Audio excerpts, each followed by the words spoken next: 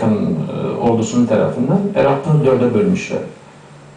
O zamanlar Irak'ı dörde bölmüşler ama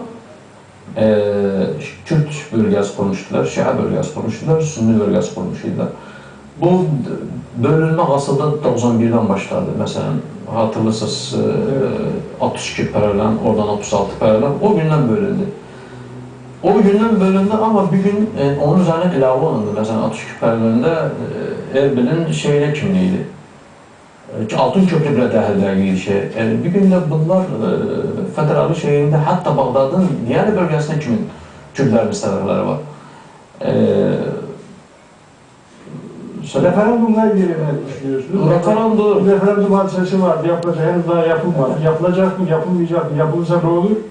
Yapılmazsa ne olur? İşte dediğiniz, sen az önce sordu, Avrupa'da sizin faaliyetleriniz nerede? Evet. Avrupa'daki Türkmenler ne yapıyor? Avrupa'daki Türkmenler maalesef bize hiçbir taraftan maddi manevi destek yoktu. Yani burada bu kanalın vasıtasıyla ben partilere, bizim cebhemizdi, orada da cebhemiz iyi çalışmalar yaptılar.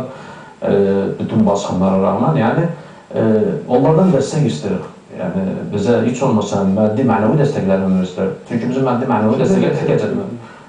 Düşman partilerinden bir gün de cebhemiz var, cebheden destekimizi istedik. Çünkü Avrupa'da önceden bir sistem var idi. Bir faaliyet yaptığı o zaman devlet sana onu subsidi diye bir para verirdi.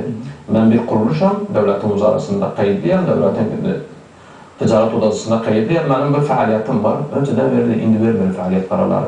Masraf ister her şey maddeye bağlıdır bir günde.